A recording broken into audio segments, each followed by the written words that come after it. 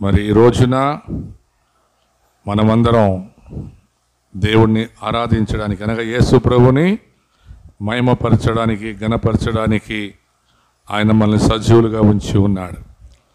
ఆయన సజీవుడు గనక మనమును సజీవులమై ఉన్నాం. మీ పక్కన చేపట్టుకొని చెప్పండి, ఆయన సజీవుడు గనక నీవును సజీవుడవై ఉన్నావు, సజీవురాలవై ఉన్నావు.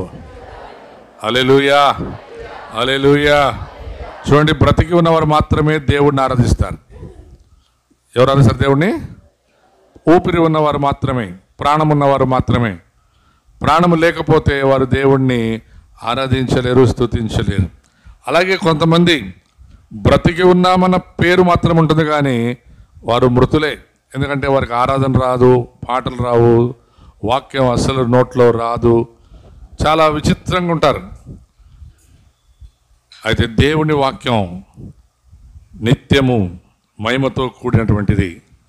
అది ఎటువంటి మూలుగలనైనా విభజించుటకు శక్తివంతమైనది. ఆమేన్. మరి సమయంలో దీని ఒక వాక్యాన్ని మనం ధ్యానించుకుందాం. యెషయా గ్రంథం 62వ అధ్యాయాన్ని మనం ధ్యానించుకుందాం. ఈ 62వ అధ్యాయంలో 12 వచనాలు ఉన్నాయి. ఎన్ని ఉన్నాయి వచనాలు చెప్పండి? 12 వచనాలు. 62వ యెషయాలో 12 వచనాలు ఉన్నాయి. ఈ 12 వచనాలను దేవుడు ఇశ్రాయేలు ప్రజలకు ఆశీర్వాదకరముగా మరి దీవెనగా ఉంచి ఉన్నాడు. ఈరోజు మనకు ఆశీర్వాద పండుగ. ఈరోజు మనకు కుటుంబాలకు ఆశీర్వాదం. అయితే చాలా కుటుంబాలకు అర్థం కాదు ಕುಟುಂಬం ఎంత ಪ್ರಾಮುಖ್యం, ಕುಟುಂಬ ಎಷ್ಟು ಪ್ರಾಮುಖ್ಯ ಅನ್ನುವುದು ಬಹಳ ಕುಟುಂಬದವ್ರಿಗೆ ಗೊತ್ತಾಗಲ್ಲ. అసలు కుటుంబం అంటే కొంతమందికి ఏమంటారు, లెక్కే ఉండదు.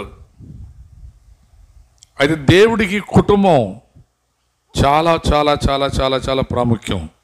మరి అంతేకాదు, దేవుడు కుటుంబాల్ని ప్రేమించేవాడు. బైబిల్ చూస్తే ఆయన అనేక కుటుంబాలకు వెళ్ళి వారిని ఆస్వాదించడం చూస్తున్నాం.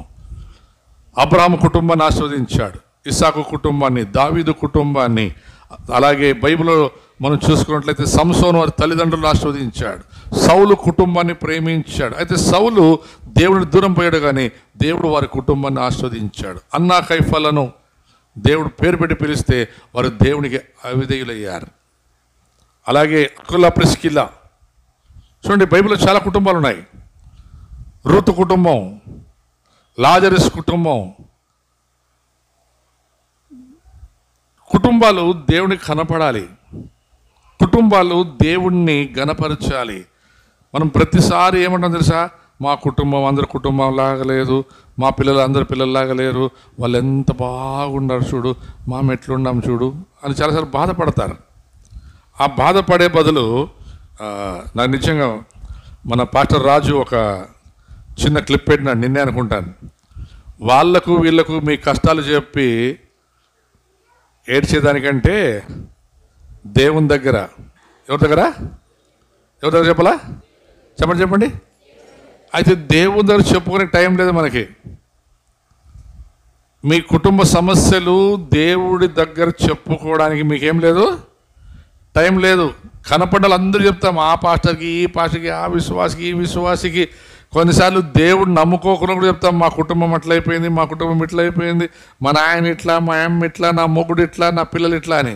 అయితే దానికి బదులుగా 10 మందికి చెప్పుకొని తిరిగేదానికి బదులుగా దేవుని పాదాలు పట్టుకుంటే చాలు.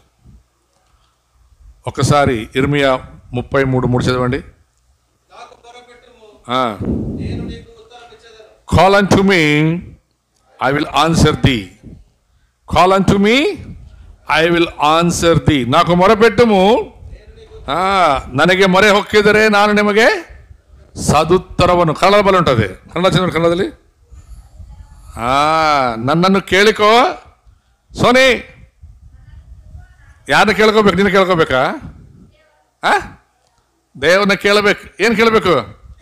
ಅಪ್ಪ, ನಾಳೆ 14ನೇ ತಾರೀಕು ನನ್ನ ಮದುವೆ ಅಪ್ಪ, ನನಗೆ ಸಹಾಯ ಮಾಡು. ನಮ್ಮ ಅಪ್ಪ ಅಮ್ಮ ಪ್ರಾರ್ಥನೆ ಮಾಡಬೇಕು. పెళ్ళి నింతోనే ఊరికే ఏమంటారు, లగ్న పత్రాలు పంచేది, సున్నం కొట్టుకునేది, ముగ్గులు వేసుకునేది, డై వేసుకునేది కాదు. పెళ్లి కొరకు కూడా ప్రార్థన చేసుకోవాలి. ప్రభా రేపు నా పెళ్ళి, ఎల్లుండి మా ఇల్లు ఓపెనింగు, మాకు సహాయం చేయ ప్రభా అని ప్రార్థన చేయాల. అందరూ చెప్పేసేదే మా ఇల్లు ఓపెనింగ్, మా ఇల్లు ఓపెనింగ్, మా ఇల్లు, నా బిడ్డ పెళ్ళి, నా బిడ్డ పెళ్ళి. పెళ్ళి నిజమే, అయితే దేవుడు నీ పెండ్లిలో అధ్యక్షుడుగా ఉండాలి. దేవుడు నీ కుటుంబంలో అధ్యక్షుడుగా ఉండాలి.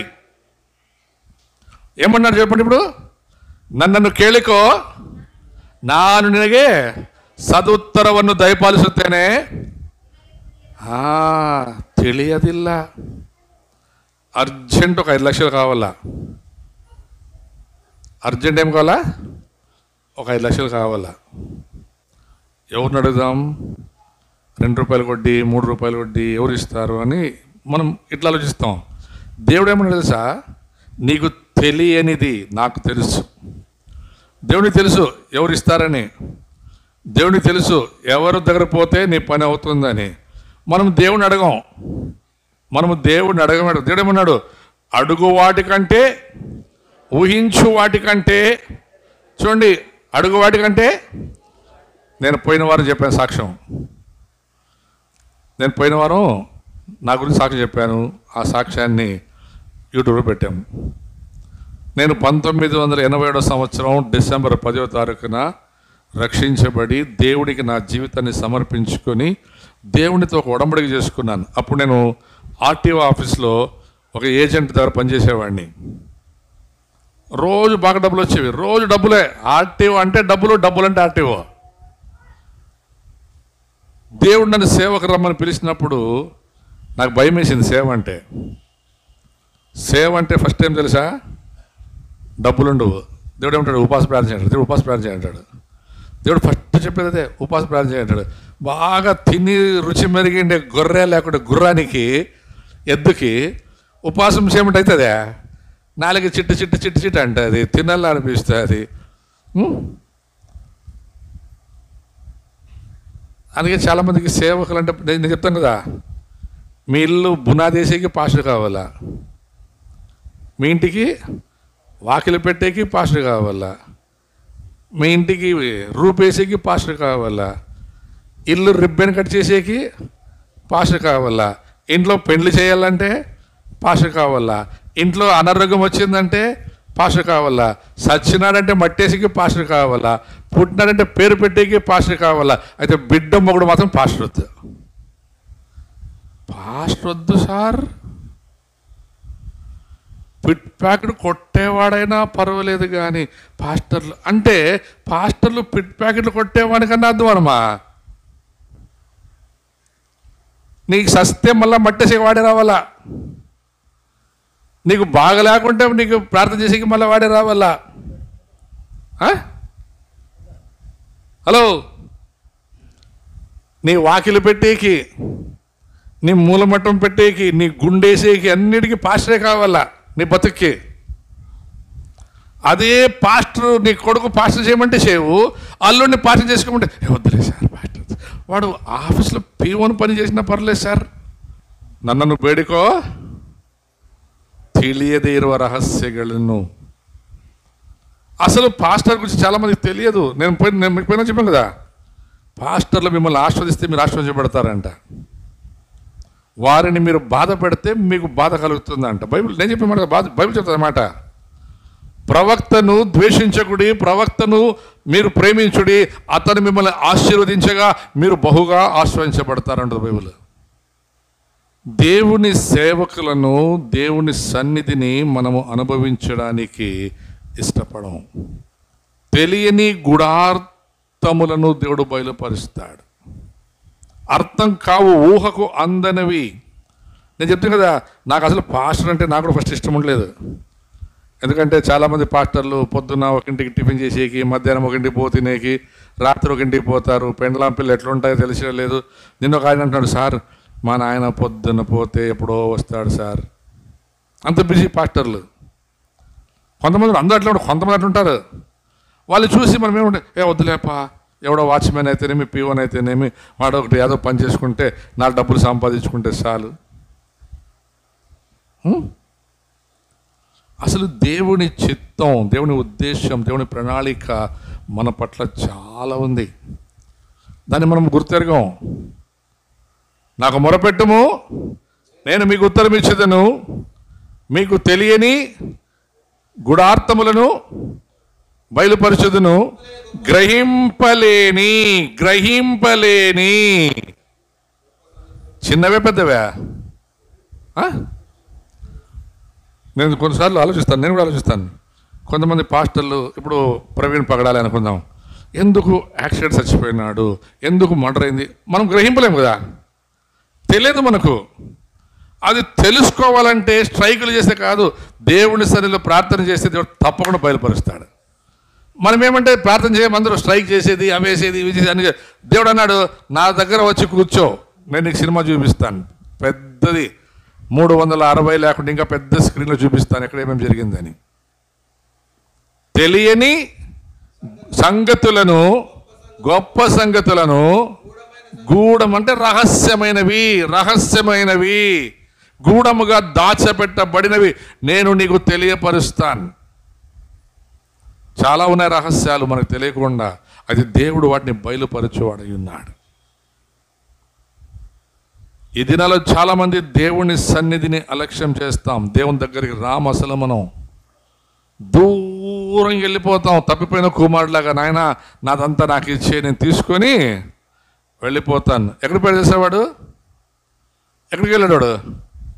పాడు చేసే పట్టణంలోనికి వెళ్ళాడు, పాడు చేసే ప్రజల మధ్యకు వెళ్ళాడు. ఉన్నదంతా అయిపోయింది. లాస్ట్కి మన పరిస్థితి ఏం తెలుసా? పందులు తినే పరిస్థితి వచ్చింది. పందులు తినేది వాడు తిన్నాడు. ఏం తిన్నాడు? పందులు వాడు సమానంగా పడుకున్నారంట, తిన్నారంట. దేవుణ్ణి ఇల్లు విడిచిపెడితే, దేవునికి దూరం అయితే జరిగే పరిస్థితి అదే పిల్లారా. అయితే యెషయా 62వ అధ్యాయం తొందర చదువుకుందాం. 12 వచనాలు ఉన్నాయి. ఈ 12 వచనాలు దేవుడు యెరూషలేమునకు, లేకుంటే యెరూషలేమును తిరిగి కట్టడం, యెరూషలేమును బాగు చేయడం, యెరూషలేము మరి అలాగే సియోను పర్వతాన్ని ఆయన మరలా తిరిగి కట్టడం, దీని గురించి అక్కడ యెషయా రాస్తూ ఉన్నాడు.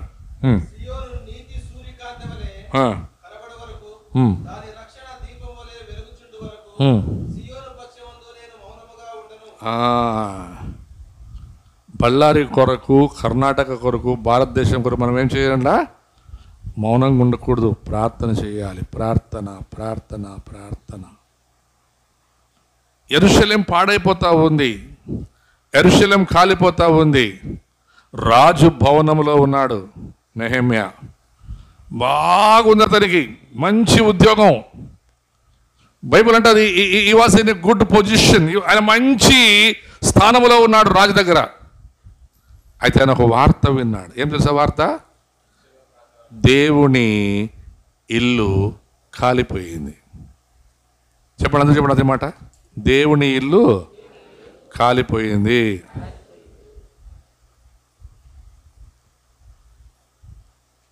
ఆయన ఏం చేస్తారు చెప్పండి ఇప్పుడు ఆ మాట విని?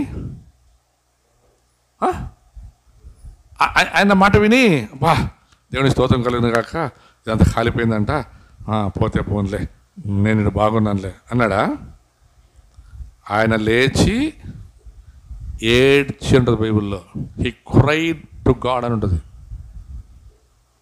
ఆయన లేచి ఏంటంట? ఎవరి కోసం ఏడ్చాడు? ఇశ్రాయేలు ప్రజల కొరకు, యెరూషలేము క్షేమము కొరకు. ఆయన ఉన్న దేశం చాలా దూరం, ఆయన ఉన్న దేశములో వేరు దేశములో ఉన్నాడు. అక్కడికి వార్త వచ్చింది. ఆ వార్త విని ఆయనంట లేచి ఏడ్చి ఒక ప్రార్థన చేశాడు. ప్రభువా, ఇలాగ అవడానికి కారణం నేను, నా ఇంటి వారు. ప్రభువా, ఎవరు కారణం చెప్పండి? దేవుని పిల్లలే కారణం. భారతదేశం కానీ ప్రపంచ దేశాల్లో చెడిపోతున్నారంటే, దేశం పాడైపోతుందంటే దానికి కారణం మన ప్రధాని, మన రాష్ట్రపతి కాదు, నువ్వే విశ్వాసి దానికి కారణం. నీ పట్టణం క్షేమం కొరకు ప్రార్థన చే. మా ఏరియా అంత చెడ్డోళ్ళయ్యా, మా ఏరియాలో అందరూ పాడైపోతున్నారయ్యా, కారణం తెలుసా? నువ్వే. ఆ ఏరియాలో దేవుడిని పెట్టాడు. ఎందుకు పెట్టాడు? ప్రార్థన చేయడానికి. అందుకన్నాడు, యెరూషలేము గూర్చియు సియోను గూర్చియు మౌనముగా ఉండను. చూడండి, బళ్ళారి పక్షమున మనమున్నాం, కర్ణాటక రాష్ట్ర పక్షమున మనమున్నాం, యావత్ భారతదేశం పట్ల మనము రిప్రజెంటేటివ్స్గా ఉన్నాం పిల్లరా. ఈ భారతదేశము లేక మన బళ్ళారి పట్టణం క్షేమంగా ఉండాలంటే దేవుడికి నువ్వు కనపడాలి, దేవుడు నువ్వు మొరపెట్టాలి. యెషయా అంటున్నాడు, నేను మౌనంగా ఉండవాడిని కాను. ఎందుకంటే పట్టణం పాడైపోతా ఉంది, ప్రజలు నశించిపోతున్నారు. తర్వాత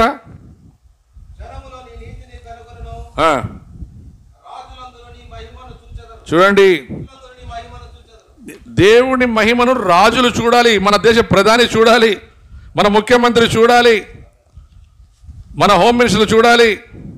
వాళ్ళు చెప్పాలి, అయ్యా మీ దేవుడే నిజమైనది. నెబుకద్నెజరు ఏమన్నాడు, దానియేలు నీవు సేవించు దేవుడు. నాకు ఆ మాట చాలా ఇష్టం, తెలుసా. నీవు సేవిస్తున్న దేవుడు తప్ప మరొక దేవుడు లేడని నేను ఈ రోజున శాసనము రాస్తున్నాను. అంతకుముందు ఏం రాశాడు శాసనం తెలుసా? నాకు తప్ప మరి ఎవరికి మొక్క రాదు, నా బొమ్మనే పూజించాలి, నా ప్రతిమకు ఎవడో మొక్కడో వాణిని నేను చంపేస్తాను అన్నప్పుడు అక్కడ ప్రధానమంత్రి ఎవరప్పుడు దానియేలే దాన్ని ముద్రేశాడు. అంటే దానియేలే తన మరణ శాసనానికి తానే ముద్రేసి తానే ఉంగరం ఒత్తి సైన్ పెట్టి పంపించాడు. పంపించిన తర్వాత ఆ దానియేలు ప్రార్థన చేశాడంట. తూర్పు వైపున యెరూషలేము వైపున పడమట వైపున తలుపులు తెరిచి ప్రార్థన చేస్తుంటే అందరూ చూసి వీడు దొరికాడు. తప్పు పట్టుకోవాలా. చాలామంది ఏమి వెతుకుతారు చెప్పండి? మనుషులు వెతికేది మంచి వెతకరు, తప్పు దొరకాలా అప్పుడు చెప్తాను వీని కథ అని తప్పు వెతుకుతూ ఉంటారు. దానియేలులో చాలా వెతికినారు, ఏమి దొరకలే. అయితే ఒకటి దొరికింది, ఏం చెప్పండి? ప్రార్థన చేయకూడదు. ఇప్పుడు ప్రజెంట్ మన భారతదేశం కూడా అదే చేసింది. నిన్న ఆంధ్ర హైకోర్టు ఒక శాసనం చేసిందంట. ఎవడైనా చర్చికి పోతే, ఎవడైనా ప్రార్థన చేస్తే వానికి అన్ని వసతులు తీసేస్తాం, వాడిని క్రైస్తవుడుగా మేము గుర్తించి వాడికి వచ్చే వసతుల్ని తీసేస్తాం.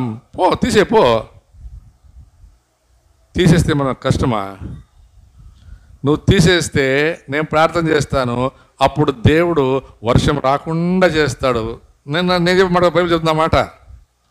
ఏలియా మన వంటి స్వభావము గలవాడే.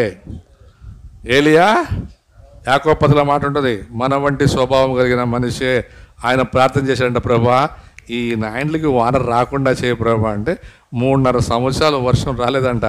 అప్పుడు రాజులు లబ్బలు మొత్తుకున్నాడు, అయ్యా పోయి వాడిని పిలుచుకొని రాకుండా వాడు మొండోడు. ఎవరోడు? చూడు వాడు ఒక్కడే, ఆ మొండోడు ఒక్కడే. అప్పుడు అంటే వాళ్ళందరూ, నాకు అది కూడా చాలా ఇష్టం తెలుసా. ఏలియా ఆ యొక్క బాల ప్రవక్తల దగ్గర అంట, మీ దేవుడు దేవుడైతే నా దేవుడు దేవుడైతే. ఇప్పుడు అదే మనం ఇప్పుడు జరుగుతుంది అదే ఆంధ్రలో. మన పగడాల ప్రవీణ్ చంపినప్పుడు అంతా ఏమన్నాడు, మీ దేవుడో మా దేవుడో తేల్చుకుందాం రండి. మా దేవుడు దేవుడు అని చెప్పిన దానికే జరిగింది, అంతే సింపుల్. దేవుడు చెప్పడం అన్నమాట, నా నిమిత్తం మిమ్మల్ని హింసిస్తారు, చంపుతారు, కొడతారు, భయపడొద్దని మీరు ధనిలు అన్నారు.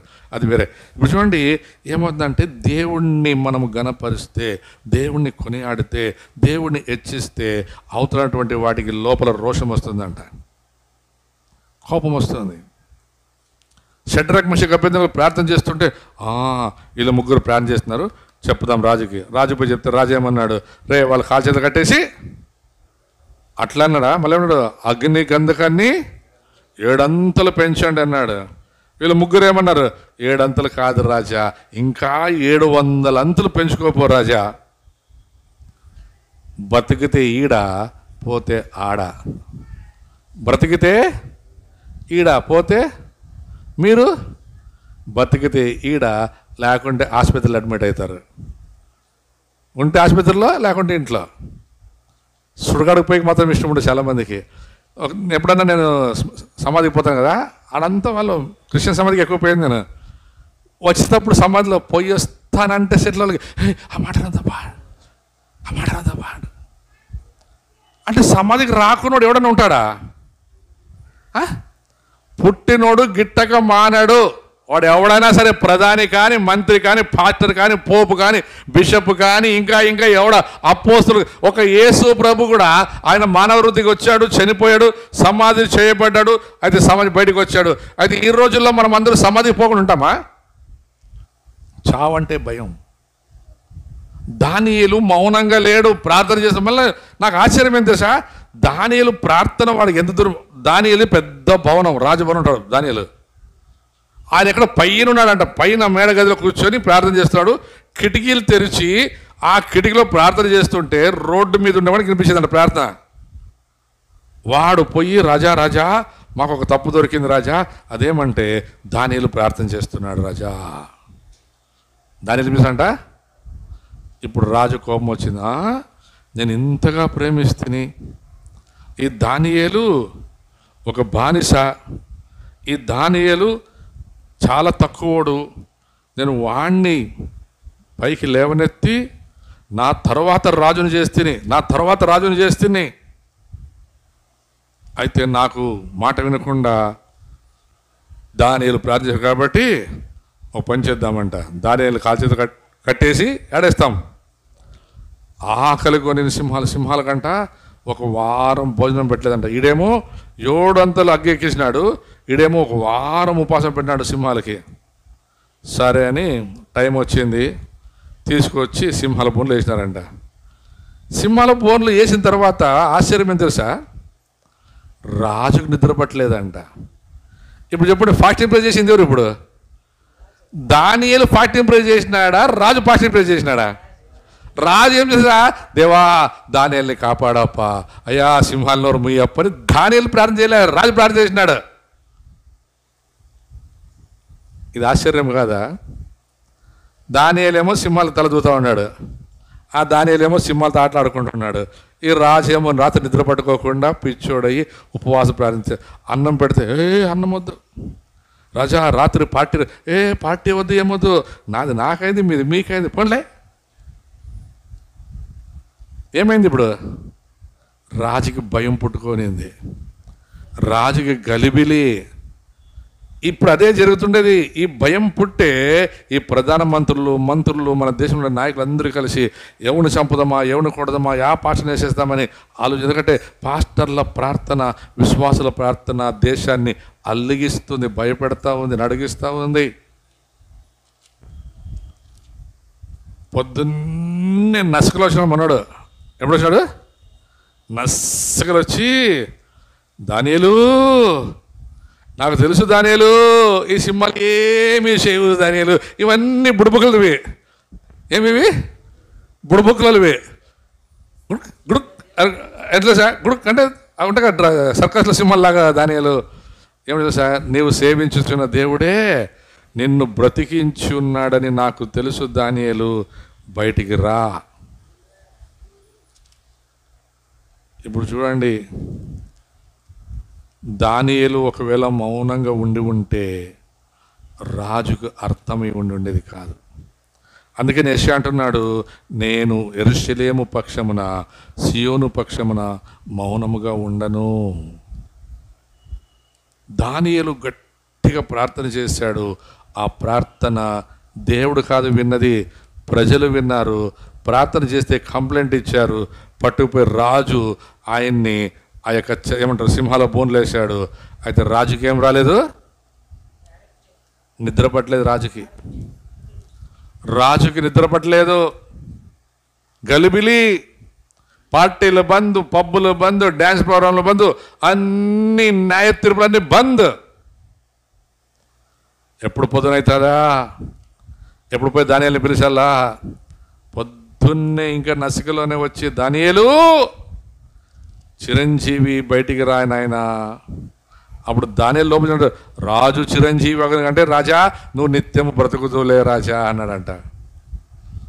మళ్ళా శాసనం రాస్తాడేమని, దానియేలు దేవుడు తప్ప మరి ఒక దేవుడు లేడు, ఆయనను తప్ప మరి ఎవరినైనా మీరు పూజించినట్టు నాకు తెలిసినలా వాడు శిక్షకు అర్హుడు. హల్లెలూయా.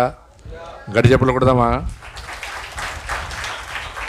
దానియేలుని శిక్షించాలని, దానియేలుని చంపాలని అందరూ కలిసి శాసనాలు చేసిన ఆ శాసనాలు తలకిందులు చేశాడు దేవుడు.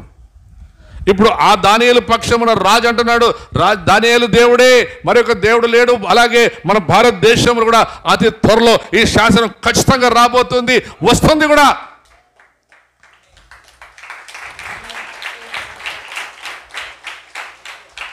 యెరూషలేము పక్షమునను సీయోను పక్షమున నేను మౌనముగా ఉండువాడను కాదు, నేను మొరపెట్టగా నా మొర యెహోవా ఆలకించెను. ఒకసారి 61 అధ్యాయం 61. ప్రభువు యెహోవా ఆత్మ నా మీద వచ్చి ఉన్నది, దీనులను చూడండి, దేవుడు మిమ్మల్ని అభిషేకించి ఉన్నాడు సువార్త ప్రకటించడానికి. దేవుని అభిషేకం.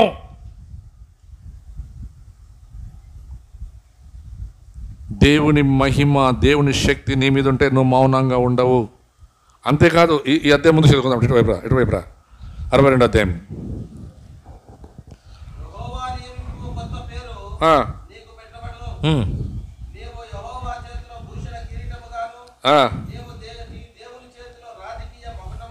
చూడండి, ఇప్పుడు నువ్వు దేవుడికి కిరీటం అవ్వాలంట. చెప్పండి, కిరీటం ఏంటది? తలకే కాళ్ళకే అంటే నువ్వు ఏంటాలి? ఇప్పుడు నువ్వు ఎక్కడుండాలా? దేవుని తల మీద. హలో, నువ్వు దేవుని తల మీద. ప్రభా, నన్ను దుమ్మయ్యా, నీ కాళ్ళ దగ్గరే పడి ఉంటానయ్యా. అవునా? ఆయనేమో నిన్ను తన తల మీద పెట్టుకోవాలని ఆయన ఆశపడుతుంటే నువ్వేం ఆలోచిస్తుండవు? నన్ను దుమ్మయ్యా, నీ కాళ్ళు కాడే పడి ఉంటానులే అయ్యా, మరి ఆ ఉత్తమైనది అనుకునేది కదయ్యా యేసు పాదాలు నేను అని. ఆ సందర్భం వేరు, ఈ సందర్భం వేరు. ఇప్పుడు నీవు నా తల మీద కిరీటముగా ఉండాలి. సామెతల చేత మీకు అర్థమైతే, భార్య తన భర్తకు కిరీటం. ఏమ్మా? భర్తకు భార్య కిరీటం. మీకు తెలుసో తెలీదో? కిరీటం అంటే మీరు ఏమో తెలుసా? తల మీద ఉండడం కాదు, గౌరవం తెచ్చేది. యేసు ప్రభుకి మనం ఎవరు? ఈ వచనం అర్థం చేసుకోండి. యేసు ప్రభుకి మనము కాబోయే భార్యలం, కాబోయే భార్య. మరి ఆయనకు మనం ఏమయ్యిందామంట? కిరీటం. అంటే ఆయనకు మహిమ తెచ్చేవారు. అలాగే ప్రతి భార్య తన భర్తకు కిరీటం అంటే మహిమ తెచ్చేవారికి ఉండాలి, మర్యాద నా మొగుడా ఉండాడు ఆనాబా డాష్ ఆడుంటాడా కట్ట మీద మొగుడుని వాడు ఎవడు? ఏమ్మా యేసుప్రభు ఉన్నాడా? ఆడ ఫోటోలో మా ఇంట్లో చూడు, అసలు యేసుప్రభు. ఇప్పుడు హైదరాబాద్, సరే హైదరాబాద్, తమిళనాడులో కూడా ఆ హైకోర్టు చెప్పింది ఏమంటే, యేసుప్రభు ఫోటో మీ ఇంట్లో ఉంటే మీకు అన్ని బంద్. యేసుప్రభు ఫోటో మీ ఇంట్లో ఉంటే ఏమంట? అన్ని బంద్ అంట. మహారాష్ట్ర కోర్టు కూడా చెప్పింది, యేసుప్రభు ఫోటో కనపడితే అన్ని బంద్. ఫోటో కనపడితేనే మరి బంద్ అంటే, ఈడుంటే ఈ లోకంలో ఉన్నవాడి కంటే నీలో ఉన్నవాడు కనపడాలి కదా. వాళ్ళు ఏమంటారు? అయ్యా అది ఫోటో అయ్యా, ఈడు లేడయ్యా. ఆడ సమాధి మీద రాసింది, యేసుప్రభు సమాధి మీద. దీంట్లో ఉంది అది ఇక్కడ లేదు, దీంట్లో ఉండాలా? లేదు ఇక్కడ. ఆడపోతే రాసి ఉంటుంది ఆయన ఇక్కడ లేడని. ఇప్పుడు మన దేశంలో అందరూ క్రైస్తవులు ఇక్కడ రాసుకున్నారు, ఆయన ఇక్కడ లేడు. ఎందుకు? ఆయన ఇక్కడ ఉన్నాడని చెప్తే మాకు రిజర్వేషన్లు ఇవ్వరు, మాకు గవర్నమెంట్ ఫ్రీ ఇండ్లు ఇవ్వదు, మాకు గవర్నమెంట్ ఏమి రావు. అందుకేనయ్యా ఆయన లేడయ్యా, ఊరికే ఫోటో పెట్టుకున్నామయ్యా. అన్నిట్లో ఇదొకటి, ముక్కోటిలో ఇదొకటి, అన్నిట్లో ఇదొకటే. అవునా? ఆయన నిన్ను ఆడపెట్టుకోవాలనుకుంటాడేనా? తల మీద కాళ్ళ కింద. నువ్వేడ ఉండాలనుకుంటున్నావు? కొంతమంది కదా, దావీదు చేసిన ప్రార్థన మేము కూడా చేస్తామయ్యా, ప్రభువా నీ మందిరంలో చెప్పులు ఇడిచే దగ్గరుంటే చాలే ప్రభువునా. చెప్పులు ఉండేది ఆడ, నువ్వేడ ఉండాలా? లోపల బయట? కొంతమంది కదా, భార్య మొగుడు పెళ్ళాం కొట్లాడుకుని ఏమన్నా వాడు మొగుడు నొద్దుమంటే, అయ్యా నీ చెప్పులు ఇడిసే కాడ ఉంటానులే, నీ పెండ్లాముగా, నీ అయ్యా సిగ్గులేదు నీ కాడన్నా. తల మీద ఉండాలి, పోయి నీకు చొప్పడిసారి ఉండాలి అంటావా? ఆయన నిన్ను తన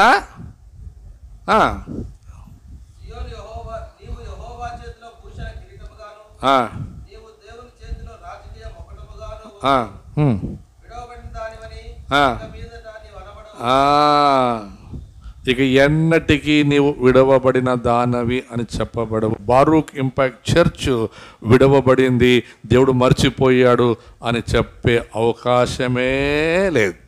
బారూక్ ఇంపాక్ట్ చర్చిని దేవుడు అధికముగా ప్రేమించి కిరీటముగా తయారు చేసుకొని ఆ కిరీటాన్ని తను ధరించుకొని ఆయన ఊరేగించుచున్న దేవుడు. ఈ బారూక్ సంఘము ఒకప్పుడు గాడిద, ఆ గాడిద వేసురబెక్కాడు. చూడండి, దేవుడు కొన్ని రకాలుగా వర్ణిస్తున్నాడు. ఒకప్పుడు గాడిద, ఆ గాడిద మీద కూర్చుంటే అందరూ తెలుసా, ఆయనను మోసుకొని వచ్చున్న ఈ గాడిద ఎవరా అన్నారంట. ఇంకొకసారి యేసు ఆ ఇంట్లో ఉంటే యేసు ఆ ఇంట్లో ఉన్నాడని వినవచ్చినప్పుడు ఆయన చేసిన కార్యములు చూడవచ్చిరి. ఏమి చనిపోయిన లాజర్ని కూడా చూడడానికి వచ్చారంట ఆ జనాలు. ఇప్పుడేమన్నాడు ఆయన? మకుటపు కిరీటం, ఆయన నిన్ను ఒక కిరీటముగా చేసి తను ధరించుకొని ఆయన ఊరేగడానికి ఇష్టపడుతూ ఉన్నాడు. అయితే నువ్వేం ఆలోచిస్తున్నావు? ప్రభువా, నేను దుమ్ములాగా, నేను చెప్పులు ఉడిసే దగ్గర, లేకుంటే ఆ మూల చిన్న స్థలంలో నేను ఉంటే చాలే ప్రభువా. అది నీ ఆలోచనే కానీ దేవుని ఆలోచన కాదు. తర్వాత నీ ఇల్లు పాడైపోయిందని చెప్పబడదంట. నీ ఇంట్లో యేసు ప్రభు ఉండాలి, నీ ఇంట్లో మొర ఉండాలి, దేవుణ్ణి ఘనపరిచేది ఉండాలి, ప్రార్థన స్తుతి యాగం ఉండాలి. నేను పోయిన వారం పాట కదా పాట, దీవించావే సమృద్ధిగా నీ సాక్షిగా అంటే కొనసాగితేనే, ఆయన సాక్షిగా కొనసాగితేనే ఆయన దీవిస్తాడు. ఊరికనే చర్చికి వస్తేమి పోతేమి, ఏమో మా ఇంట్లో యేసు ఫోటో పెట్టుకుంటేమి, ఏమో మా ఇంటి మీద యేసు నిలయ అని రాసుకుంటేమి. దీవించావే సమృద్ధిగా నీ సాక్షిగా మనసాగమనే ప్రేమించావే. ఇప్పుడు చెప్పండి, నువ్వు దేవుని ప్రాణమైతే, బాగా అర్థం చేసుకోండి, నీవు దేవుని ప్రాణమైతే ఆయన నిన్ను విడిచిపెడతాడా? హలో, నన్ను చూడండి. నీవు పాడిన పాట నీకు అర్థం అవ్వాలా? నీవు దేవుని ప్రాణమైతే, నీ ప్రాణం దేవునిలో ఉందని నీకు అర్థమైతే నువ్వెట్లుంటావు? సాక్షిగా ఉండడం వేరు. ఇప్పుడేమంట? నీ కోసమే బ్రతకాలి, బ్రతుకుట క్రీస్తే, చావైతే లాభం. ఇప్పుడు చావు పక్కన పెడదాం. బ్రతకాలి మనం క్రైస్తవులుగా, బ్రతకాలి మనము సింహాల్లాగా, బ్రతకాలి మనము దేవుని పిల్లల్లాగా. అప్పుడంట ఈ లోకము యావత్తు మనల్ని చూసి, ఒక్కసారి చూడండి 2వ అధ్యాయం, యెషయా 2వ అధ్యాయం మొదటి చదువు, మొదటి 2వ చదువు. యెషయా 2:2, 1-2 చదువు.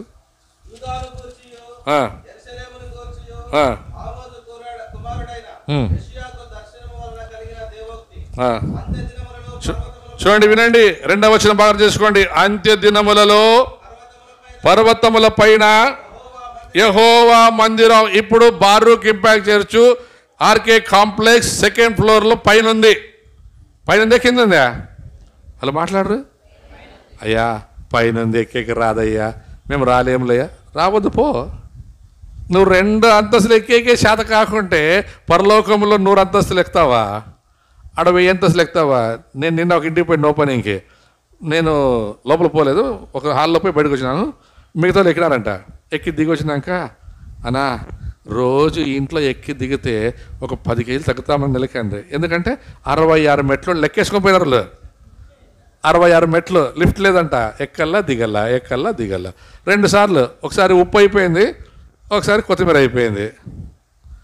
ఒంటిలో పైనుంది. ఏం చేయాలి ఇప్పుడు? 2 సార్లు ఎక్కి దిగాడు అనుకో, సెట్లు. వాడు ఎక్సర్సైజ్ చేసే పనే లేదు జీవితంలో. నీ సాక్షిగా మనం బ్రతకాలి. ఆయన సాక్షిగా మనం బ్రతుకుతే అంట, యెషయా 2వ అధ్యాయం 2వ వచనం తెలుసా? అంత్య దినములలో పర్వతముల పైన, యెహోవా మందిర పర్వతము పైన, పర్వత శిఖరం, ఎవరెస్ట్ శిఖరం చాలా పెద్దది తెలుసా మీకు? మనకు హిమాలయ కొండలు ఉన్నాయి కదా, ఆ హిమాలయ కొండలు నేపాల్ పైన ఉంటుంది ఎవరెస్ట్ శిఖరం. మేము ట్రై చేసి ఎక్కాలని, అప్పుడు నేను మేఘన్ అందరూ పిండి ఎక్కడ ట్రై చేసి మా చేత కాదు. ఆడికి ఎక్కాలంటే బాగా తినాలా, సన్నగా ఉండాలి, అప్పుడు ఎక్కుతారు పైకి. మా అలాంటి వాళ్ళు ఎక్కితే దేవుడు కనపడతాడు. 2 అంతస్తులు ఎక్కితేనే దేవుడు కనపడతాడు, ఇంకా ఆడికి ఎక్కితే ఏం కనపడ్డా దేవుడు? శిఖరం పైకంట, పర్వత శిఖరమున గణపరచబడి. ఎక్కడండి? కొండల కంటే. భారతదేశంలో ఉండే కొండలే కాదు, ఇజ్రాయెల్ కూడా అన్ని కొండలే. యెరూషలేము దేవాలయం ఇది ఉంది కదా, ఈ యెరూషలేము దేవాలయము 7 కొండల పైన కట్టబడింది. ఇది కూడా 7 కొండల పైన కట్టబడింది. దీన్ని కాపీ కొట్టి ఇది కూడా 7 కొండలు ఉన్నాయి మనకి కూడా. ఏమంటే 7 కొండలు, ఆడ 7 కొండలు, 7 కొండలే. ఆడ 7 దీపాలు, ఈడ 7 దీపాలే. ఆడ 7 స్తంభాలు, ఈడ 7 స్తంభాలే. అన్ని కాపీ. ఇప్పుడు అన్నాడు, ఆ పర్వతముల పైన కొండల కంటే ఎత్తుగా ఎత్తబడును. హల్లెలూయా. ఇప్పుడు ఖాళీగా ఉండొచ్చు మన చర్చిలు, బారుకు చర్చ్ అలా ఏమంటారు, అన్ని స్థలాల్లో ఖాళీ కనపడచ్చు. కానీ తొందరలో అన్ని చర్చిలు నింపబడి ఇంకా కొత్త స్థలాలు దేవుడు కార్యము. మనకి బారుకు సంఘమే కాదు, మన భారతదేశంలో ఉన్న అన్ని సంఘాలలో దేవుడు గొప్ప కార్యం చేయబోతుంది. ఎందుకు తెలుసా? ఇది సమయం. చెప్పండి, ఇది సమయం. ఏ సమయం తెలుసా? అన్యజనులు. ఎవరు? వాళ్ళు అంటారు కదా, మా జనాల్ని మతం మారుస్తాం. మనం మతం మార్చట్లేదు, జనాలు మార్పు చెంది వాళ్ళే గుంపులుగా పరిగెత్తొస్తారంట. అయ్యా, మాకు చాలా అయిపోయింది ఈ లోకంలో, ఈ తాగుబోత్తనం, ఈ వ్యభిచారత్వం, ఈ మోసం, ఈ దొంగతనం, ఈ నాటకం, ఈ ఈ బూటకాలు మాకొద్దయ్యా. ఇవన్నీ వ్యర్థమైన దేవతలు మాకొద్దు, మీ దేవుడే మాకు కావాలి అని అడుగుతారంట. ఆ రోజున 10 మంది అన్యజనులు ఒక్క యూదుడిని పట్టుకొని, మీ దేవుని యొక్క ప్రత్యక్షత మాకు తెలియచెప్పుడి, ఆయన మాకు కావాలి. ఇప్పుడు మీరు పొమ్మంటే పోవట్లేదు, కానీ మీ ఇంటికి రేపు వస్తారంట. ఏమక్క మీరు చాలా బాగుండారు, మొగుడు పెండ్లాము, ఏమక్క మీరు చాలా సంతోషంగా ఉన్నారు, ఎట్లక్క? ఏం లేదక్క, ఏ స్వామిని నమ్ముకున్నావు, నువ్వు నమ్ముకో, ఇంకంత చెప్పేది ఏముండదు వేరేది. నువ్వు ప్రార్థన చెయ్యి, మోకాల్లో అది చెయ్యి, ఇది చెయ్యి, మా చర్చి. ఇంక మీ ఇల్లు చర్చ్ అయిపోతుంది రేపు పొద్దున. ఒకరు కూడా ఆమె లేదు మీ మొక్కలకి. రేపు పొద్దున మీలో చర్చ వదిలేయ్యా, మాకది చర్చ వదిలేయ్యా, మా ఇంటికి అంతా దినామ వస్తే మా మేడయ్యా, మా పని పాట వదిలిపెట్టుకొని మేము ఆడుంటాంలే అయ్యా. ప్రతి ఇల్లు ఒక చర్చ అవుతుందంట అంత్యకాలంలో. ఎందుకంటే బైబిల్ నేను చెప్పేది కాదు, అపోస్తల కార్యం అంటాడు, వారు ఇంటింట ప్రతిరోజు ఎడతెగక అపోస్తల బోధన యందును, ప్రార్థన యందును, వాక్యమందును వారు. ఇప్పుడేమన్నాడు? యెహోవా పర్వత శిఖరమున పైన. మళ్ళా 2వ. హలో, ఎట్లంట? అని చెప్పండి, ప్రవాహం. గట్టి చెప్పండి, ప్రవాహం. తెలుసా మీకు ప్రవాహం అంటే? సన్న వానకే భయపడతారే, పెద్ద వాన. మనుషులుగా విజయవాడలో నిన్న అమెరికాలో వచ్చిందండి. మళ్ళీ అమెరికాలో నిన్న వచ్చింది, పెద్ద బంగ్లాలు కొట్టుకుపోతున్నాయి. కార్లు ఇట్లా తేలుతున్నాయి, కార్లు గడార్లే గాలికి కొట్టుకుపోతున్నాయి. మనం ఏం చేస్తాం? గుండెసూదికి ఎదురు చూస్తున్నాం. ప్రభా, ఒక సన్న గుండెసూది అప్ప నాకి, ఒక గుండెసూది. దేవుడు రే, ఆ గడారు పడు, నాకు గడారు మోసుకోలేను ప్రభా, ఏడవుతుంది, నన్ను చొంబేం పోయలేను సరిగ్గా, ఇంక గడారు ఏం మోస్తాను. అందుకే దేవుడు ఈడు గడారు కొంతమందికి. ఎందుకంటే నీ దర్శనం ఏమంటే 10/20, 20/30 స్థలం ఉంటే చాలు ప్రభా, గుడిసెలు వేసుకొని బతకాలని నీ బతుకు. దేవుడు ఏమంటే రే పెద్ద భవనం కట్టుకోమంటే, ఊరుకో ప్రభా, సిమెంట్ యాడ్ చేస్తావు, కంపెనీలు యాడ్, అంతా గవర్నమెంట్ రేటు పెంచేదే. గవర్నమెంట్ పెంచిందంట, రోడ్డు రేట్లు పెంచేదే. మా శాత ఆడవుతుందిలే ప్రభా, 4 బొంగులు వేసుకుంటాము, దాని మీద తార్పాలు కాదు, ఆకులు వేసుకుంటాము, దాని మీద ఆకులు వేసుకుంటాము, ఎండిపోతే మళ్ళీ ఆకులు వేసుకుంటాము. ఆదాము ఎక్కడున్నామంటే ఏమో రాదాము, ప్రభువా ఆకులు ముచ్చుకున్నాను ప్రభువా. మళ్ళీ అదే రోజు వచ్చేది, ఇప్పుడు మళ్ళీ అవే రోజులే వచ్చేది. ఎందుకు తెలుసా? పాపం పరిపక్వమిస్తూ ఉంది. జనాలు దేవుని స్థాయిని విడిచిపెట్టి లోకంలో అడవిలో పోతున్నారు. అడవిలో తినేకి ఏం దొరకట్లేదు. ఆకులు, నేను నిన్న టీవీలో చూస్తున్నాను, జనాలు ఊర్లలో పరిగెత్తిపోయి అడవుల్లో పోయి అన్ని బట్టలు ఇప్పేసి ఆకులు కట్టుకొని తిరుగుతున్నారు. ఏమంటారు? వీఆర్ ఎంజాయింగ్ దిస్ వరల్డ్ అంట. లోక నిమిషం అంటే వాళ్ళు ఆనందిస్తున్నారంట, దిగంబరులై. చూడండి, బైబిల్ అంటది పాపము వారిని దిగంబరులుగా చేస్తుందంట. దిగంబరత్వం ఇప్పుడు అప్పుడే లోకంలో ప్రవేశించింది. అది ఇక్కడ రివర్స్. లోకంలో ఉన్నవారు అన్యజనులు, బారూక్ ఇంపాక్ట్ మినిస్ట్రీస్ మాత్రమే కాదు, ప్రపంచంలో ఉన్న ప్రతి విశ్వాసి ఆత్మపూర్ణులై ఆరాధన చేసే ప్రతి సంఘానికి దేవుడు ఏమంటారు? అన్యజనులను ప్రవాహముల వలె ఆయనే ఆకర్షించి తీసుకొచ్చి మీ సంఘాలకు చేర్చనై ఉన్నాడు. మనసు వచనం చూడండి, అన్యజనులు. అదే చెప్పండి, అన్యజనులు. ఈరోజు చాలా మంది దొంగ పాస్టర్లు ఉన్నారు. దొంగ పాస్టర్లు చర్చికి పోయి మా చర్చికి రా, మనం పిలిచేదొద్దు, జనాలు వాళ్ళే వస్తారు అన్యజనులు. ఈ దొంగ పాస్టర్ ఎట్లా అంటే, వల వేయండి అంటే వల వేయరు, గంపలు సేవలు పెడతారు. అప్పుడే పాప ఈయన వల వేసి గంపలు చెట్టుకుంటాడు, ఇంక మోసుకొని పోతా ఉంటాడు గంపని, వీడు మోసుకొని పోయేది. మళ్ళీ అనేది మీ వలలు సరిగా ఉండాలంట. నా వల సరిగా ఉంది కాబట్టి నా వల్ల చేపలు పడినాయి. నీకు అసలు వల వేసేకే రాదు, నువ్వేం చేస్తున్నావు? నువ్వు దొంగ. మా చర్చికి ఒకసారి రా తమ్ముడు, మా చర్చి చూడతాం. బల్లాలు దండుకుంటే దొంగలు, బల్లాలు ఇట్లా దొంగలు దండిగా ఉండరు. ఒకసారి మా చర్చికి రా తమ్ముడు, మీ కిస్టాఫర్తో ఎట్లా సరిపోతారప్ప మీరు? మీ కిస్టాఫర్ కోపిస్తాడు, ఊరికే తిడతాడు. మా దగ్గర రండి, మేము మాగా ఏమంటారు మాలిష్ కాదు, ఏమంటారు దాన్ని, మస్కా, వెన్న రాస్తాను. మీకు తెలుసా వెన్న రాస్తే చాలా డేంజర్. వెన్న రాసేటప్పుడు చల్లగా ఉంటుంది, ఇడిచినాక సీమలెక్కి కొరికి పురుగులు పట్టి చచ్చిపోతావు తర్వాత. అన్యజనులు ప్రవాహము వలె మన చర్చికి మన ఇంటికి ఖచ్చితంగా వస్తారు. ఎప్పుడు తెలుసా? నువ్వు మొరపెడుతుండాలి, నువ్వు ఆలోచన చేయకుండా. చూడండి 62 అధ్యాయం వాపస్ పదం. యెరూషలేమా, నీ ప్రాకారముల మీద నేను కావలి కాండ్లను ఉంచి ఉన్నాను. చూడండి, పోయిన వారు చెప్పుకున్నాం, కావలి వారు, వాచ్మెన్. మళ్ళా అన్నాడు, యెరూషలేమా నీ మీద కావలివారు. నాకు చాలా ఇష్టం సార్, నేను వాచ్మెన్ చెప్పుకునేకి. మీ అందరి మీద నేను వాచ్మెన్, కావలివాడిని. రేపు దేవుడు నన్ను లెక్క అడుగుతాడు. నేను చెప్తాను కదా, మా 42 ఇంట్లకి ఇద్దరు వాచ్మెన్ ఉండరు. ఏమన్నా ఫస్ట్ ఎవరు అడుగుతారు? పోలీసులు వచ్చి వాళ్ళని అడిగేదే. మీ జీవితాలకి ఏమనైతే నేను బాధ్యుడిని, పాస్టర్ నాగరాజు, అమ్మ, బారూకు, మేము బాధ్యులు. ఎందుకంటే మేము మీకు కావలివారిని దేవుడు ఉంచాడు. దేవుడు కావలి కాస్తున్నాడు. కావలి కాసేవారిని పెడితే కావలివారు చెప్పినట్టు వినరు. అదేమన్నాడు? యెరూషలేమా నీ మీద నేను కావలి వారిని ఉంచి ఉన్నాను. హల్లెలూయా, హల్లెలూయా. ఇంటికి యజమాని మొగుడు, నాను మొగుడు అనేవాడు నీ కుటుంబం కొరకు రేయి పగలు ప్రార్థన చేయాలా? భార్య కూడా అంతే, కావలి వారు మీరు మీ ఇంటికి. పిల్లలు స్కూల్కి పోతే 4 గంటలు, 5 గంటలు, 6 గంటలు, ఎక్కువ 8 గంటలు స్కూల్లో. మిగతా టైం ఏంటారు వాళ్ళు? అమ్మా ఫ్రెండ్ ఎంట పోతే 1 2 గంటలు పోతారు. వాడిని జతపట్టి పాడైపోయా, నేను ఒప్పుకోను, వాడు పాడైపోయి నీ జతపట్టే. అమ్మ నాయన సరిగ్గా ఉంటే పిల్లలు పాడైపోరు. పిల్లలకి ఫస్ట్ స్నేహితుడు నాయనే, అమ్మే.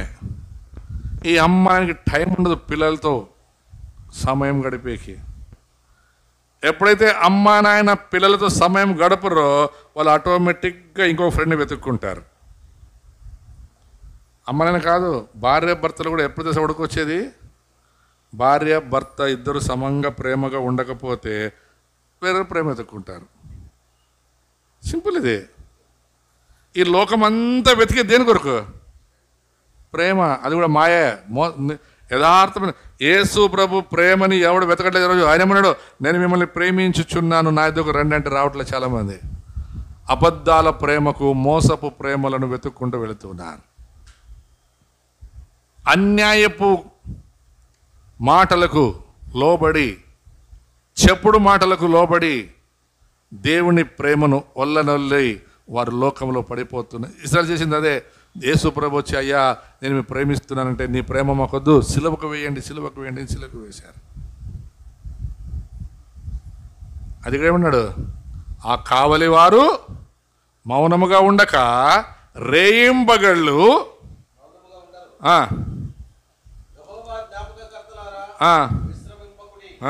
అమ్మా మీరందరూ దేవుడి జ్ఞాపకంలో ఉన్నారు, విశ్రమించొద్దండి. మీ కుటుంబం ఆశీర్వాదకరంగా ఉండాలంటే, మీ కుటుంబం బాగుండాలంటే మీరు ప్రార్థనలో ఉండాలి, ప్రార్థనలో ఉండాలి, ప్రార్థనలో ఉండాలి. నిజంగా పాస్టర్ నారాయణ మనసు థ్యాంక్ యూ. ఆ మాట నాకు చాలా బాగా నచ్చింది తెలుసా. అందరూ చెప్పుకున్న తర్వాత కొంతమంది తెలిసిన పాటలకు అందరికీ ఫోన్ చేసి, అయ్యా మా కొరకు ప్రార్థన చేయండి, అక్క మా కొరకు ప్రార్థన చేయండి. వాళ్ళు చేస్తారో లేదా కానీ మీ కొరకు లేనిపోయినవన్నీ చెప్తారు.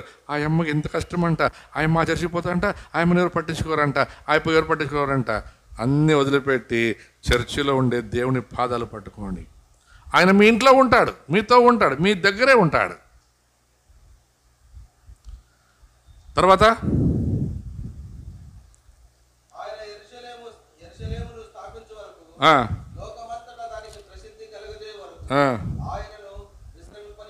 ఇప్పుడు మీ పని ఏం తెలుసా, మీ ఇల్లు, మీ ఇల్లు, మీ ఇల్లు, మీ ఇల్లు. యెరూషలేము అంటే మీ ఇల్లే.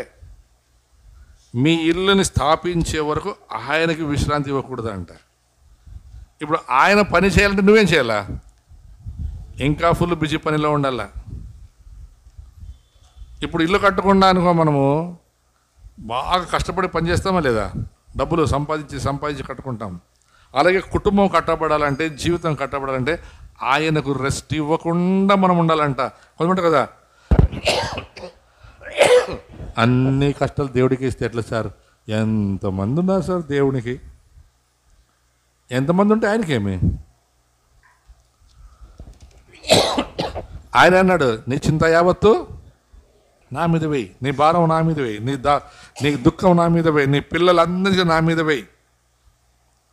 లేదులే సార్ నా కొడుకు చదువు రాలేదని ట్యూషన్కి వేసినాను. సండే స్కూల్ పంపిస్తారా? ఎంతమంది మీ పిల్లల్ని సండే స్కూల్ పంపిస్తారు? అసలు సండే స్కూల్ ఉందని తెలుసా? పోనీ ఎంతమంది మీ పిల్లలు చదువుకోకుండా ట్యూషన్ పంపిస్తారు? అందరూ పంపిస్తారు ట్యూషన్కి. ట్యూషన్ మాత్రం కావాలా పిల్లలకి, సండే స్కూల్ మాత్రం వద్దు. స్కూల్లో మంచి మార్కులు రావాలా పిల్లలకి, బైబుల్ మాత్రం వద్దు. వాడు అడిగితే మొబైల్ అన్నీ ఇప్పిస్తాము కానీ 10,000 20,000 పెట్టి బైబుల్ 200 పెట్టి కొనిపోయారు పాపానికి. సార్ ఫ్రీ బైబుల్ ఇస్తారా? మొబైల్ అడగండి, పోయి మొబైల్ అంగట్లో ఫ్రీ ఇమ్మని ఇస్తాడేమో చూస్తామంట. బైబుల్ ఫ్రీ ఇస్తామంటే 2 మోసుకుపోతారు మళ్ళీ వచ్చి. సార్ మా పిన్నమ్మ కొడుకున్నాడు సార్, వానికోటిరా అంతే. క్యాలెండర్ కూడా చర్చికి రారు, ఏం రారు, వాళ్ళకొకటి వీళ్ళకొకటి వీళ్ళకొకటి వాళ్ళకొకటి. ఆయనను మేమేం చేయకూడదట, విశ్రమింపనీయకూడదు. దేవుణ్ణి విశ్రమింపనీయకూడదు. తర్వాత తన కుడి చెయ్యి నీకు తోడనియు, భుజబలము నీకు తోడనియు. చూడండి, ఆయనే ప్రమాణం చేస్తున్నాడు, నిన్ను నా బలహస్తముతో పట్టుకొని నడిపిస్తాను, నిన్ను నా భుజాల మీద ఎక్కించుకొని నేను నడిపిస్తాను.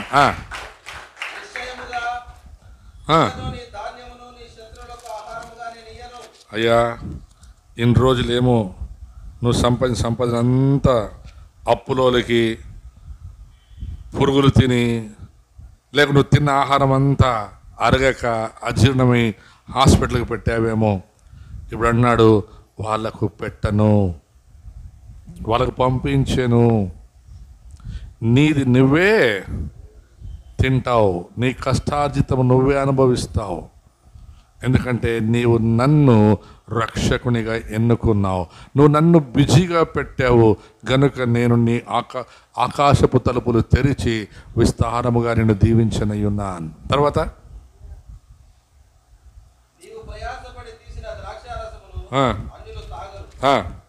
ధాన్యము కూర్చిన వారే దానిని యెహోవాకు స్తుతి చెల్లించుదురు. పండ్లు కోసిన వారే నా పరిశుద్ధాలయ మంటపములలో దాన్ని త్రాగుదురు.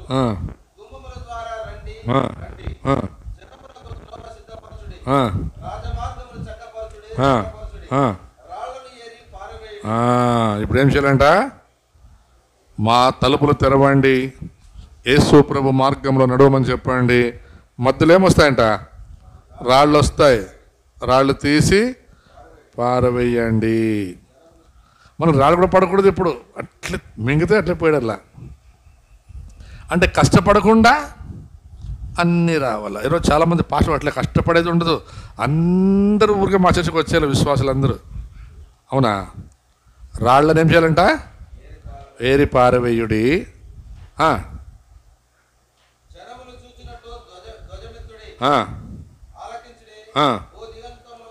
బూది గంతముల వరకు యెహోవా సమాచారము ప్రకటింపచేసి ఉన్నాడు. ఇదిగో హల్లెలూయా, రక్షణ మీ యొద్దకు అప్పుడే వచ్చి ఉన్నది. ఇదిగో ఈరోజు ఆశీర్వాదాలు కావాలన్న వాళ్ళు నిలబడండి.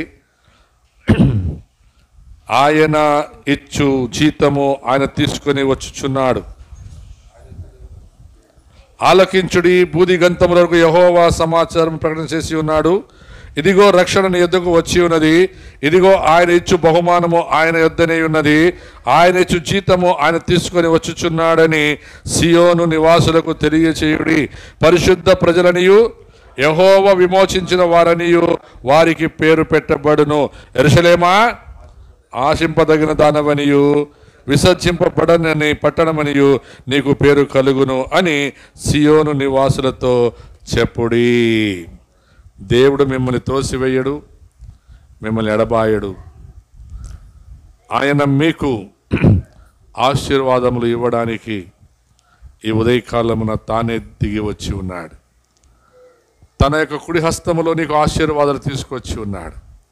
తన భుజముల మీద నీ కొరకు ఆయన బహుమానములు తీసుకుని వచ్చి నిన్ను తన భుజముల మీద ఎక్కించుకొని ఊరేగాలని ఆయన ఇష్టపడుతున్నాడు. అందుకే యెషయా అంటున్నాడు, అయ్యలారా అమ్మలారా అతనికి విశ్రామం ఇవ్వద్దండి. అంటే మీరు విశ్రాంతి తీసుకోవద్దండి, మీరు నిమగ్నులై ఉండండి, పని చేస్తూ ఉండండి. అన్య జనులకు సువార్త ప్రకటించండి. అన్య జనులకు మీరు దేవుని వాక్యాన్ని ప్రకటించండి. అంతేగాని మీరు దేవుని సంఘమైనటువంటి దేవుని బిడ్డలను, వారు దేవునికి కిరీటముగా ఉండవలసిన వారిని కిరీటముగా కాకుండా పాదధూళిలాగా చేసి మోసం చేయొద్దండి. లేవికాండం 19వ అధ్యాయంలో ఆయన అంటాడు, మీ హృదయములో ఎవరిని గూర్చి కూడా పగ ఉంచుకొనవద్దు, వారిని తప్పుదారి పట్టించవద్దు, అన్యాయపు తీర్పు తీర్చవద్దు, నిన్ను వలె నీ పొరుగువాడిని ప్రేమించు, అప్పుడు నేను నిన్ను ఆశీర్వదించుదును అంటున్నాడు. మరి ఈ మధ్యాహ్న కాల సమయంలో దేవుని సకల ఆశీర్వాద దీవెనలు నీ మీదికి వచ్చులాగున ఆయనకు మొరపెట్టు, ఆయన అడుగు. ఆయన అన్నాడు, నిన్ను మకుటముగా అనగా ఆ యొక్క కిరీటముగా చేసుకుంటానన్నాడు. నీవు ఆయనకు కిరీటముగా ఉండాలని ఆయన ఆశిస్తూ ఉన్నాడు. నా ప్రియ సంగమా, దేవుని తల మీద నువ్వు కిరీటముగా ఉండాలంట. దేవుడికి ఒక మంచి కిరీటముగా ఉండాలని ఆయన ఆశిస్తూ ఉన్నాడు. మహిమా కిరీటముగా దేవుని చేతిలో మకుటముగా నువ్వు ఉండాలని ఆయన నిన్ను కోరుచున్నాడు. నువ్వెప్పుడైతే ఆయన మకుటముగా ఉంటావో ఆయన నిన్ను బహుగా ఆశీర్వదించి దీవించువాడై ఉన్నాడు. భార్యాభర్తలందరూ కలిసి ప్రార్థన చేసుకుందాం. పరిశుద్ధుడా, ప్రేమయుడా, మహోన్నతుడా, సర్వశక్తిమంతుడా, అబ్రహాం, ఇస్సాకు, యాకోబుల దేవుడవు, నువ్వు మమ్మల్ని దీవించావయ్యా, నీకు స్తోత్రాలు. మీ సాక్షులుగా మమ్మల్ని నిలబెట్టుకున్నావయ్యా, మీకు స్తోత్రాలు. మీ కొరకు బ్రతకడానికి ప్రభా మమ్మల్ని ఏర్పరచుకుందుకు మీకు స్తోత్రాలు చెల్లిస్తున్నాం. బ్రతుకుట క్రీస్తే, చావైతే లాభమని పౌలు అన్నాడు తండ్రి. అవును ప్రభా, మేము బ్రతుకుటం మీ కొరకైతే ప్రభా, మీ సాక్షులుగా మేము జీవిస్తే నా తండ్రి అయ్యా, విశ్రమం లేకుండా మీ రాజ్య సువార్తను ప్రకటిస్తే ప్రభా, వారి పాదములు సుందరముగా ఉంటాయని సెలవిచ్చారు తండ్రి. అవును ప్రభా, ఈరోజు మీరు మాట్లాడిన ప్రతి మాటలను బట్టి నీకే స్తుతి ఘనత మేము ప్రభా చెల్లిస్తున్నాం. అలాగే తండ్రి, ఇదిగో నేను వారిని ఆస్వాదించుటకు జీతమును తీసుకొని వచ్చానని సెలవిచ్చారు తండ్రి. అయ్యా, నీ బిడ్డలకు రావాల్సిన అబ్రహాము సకల ఆశీర్వాదాలు యేసుక్రీస్తునామమున రానిగాకని ఘోషిస్తున్నాను తండ్రి. అయ్యా, వారి రావాల్సిన బహుమానం, వారి జీతము తండ్రి యేసుక్రీస్తునామమున సమృద్ధిగా రానిగాకని ఘోషిస్తున్నాము తండ్రి. ఎవరు కూడా ప్రభా నా తండ్రి ఏ కొరత లేకుండా ఈ నెల ఈ మొదటి ఆదివారం నుండి ప్రభా, ఈ సంవత్సరం అంత్యము ప్రభా డిసెంబర్ 31వ తారీఖు వరకు, అటు తర్వాత ప్రభా 2026లో ప్రవేశిస్తున్న ప్రభా, సకల అబ్రహాము దీవెనలు ఆశీర్వాదాలు యేసుక్రీస్తునామమున వీరిని వెంటాడని గాకని ఘోషిస్తున్నాము తండ్రి. అలాగే ప్రభా నా తండ్రి, మరి నెలలో ప్రభా మీరు సంఘంలో చేస్తున్న ప్రతి కార్యాలు బట్టి మీకే స్తుతి ఘనత మహిమ ప్రభావాలు చెల్లిస్తున్నాము తండ్రి. ప్రభా ముందున్న ప్రభా అన్ని కార్యక్రమాలు మీరు మహిమంత ప్రభావాలు పొందమని, వచ్చిన బిడ్డలందరినీ ప్రభా దీవించి ఆశ్రయించి మీ కృపతో నింపి మహిమ పొందమని యేసుక్రీస్తు నామములో అడిగి పొందినాము తండ్రి. ఆమేన్.